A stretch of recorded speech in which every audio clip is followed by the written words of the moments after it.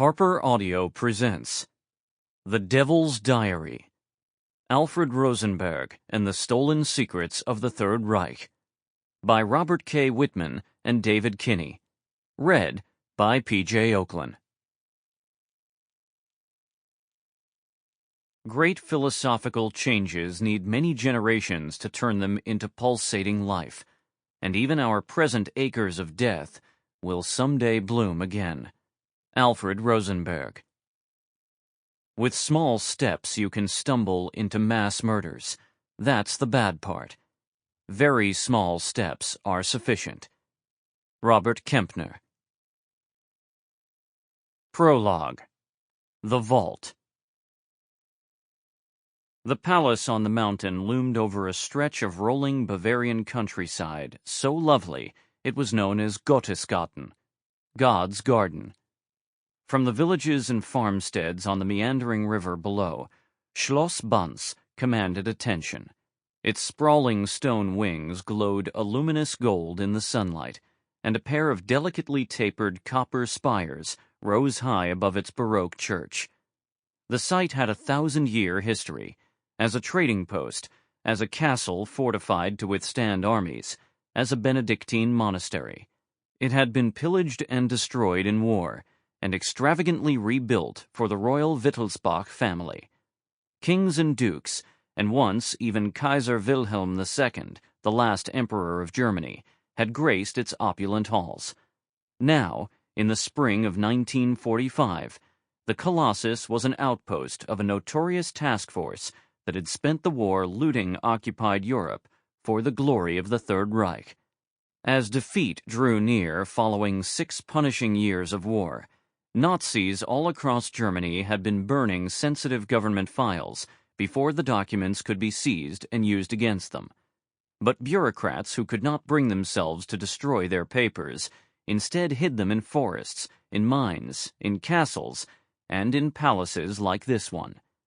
Around the country, immense libraries of secrets were there for the Allies to find.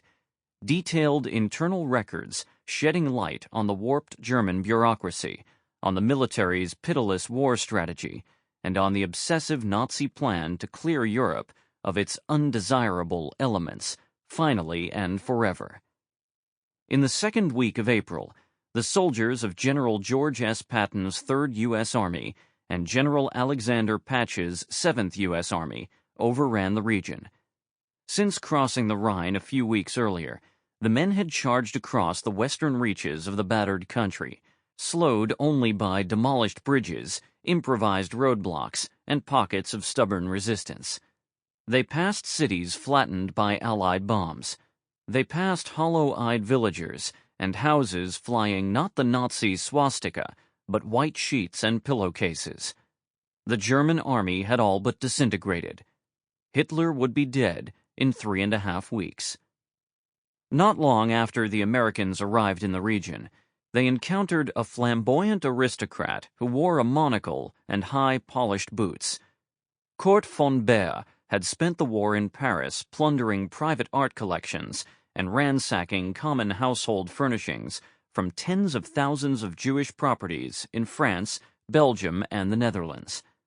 Just before the liberation of Paris, he and his wife fled to Banz with loads of pilfered treasure in a convoy of 11 cars and 4 moving vans.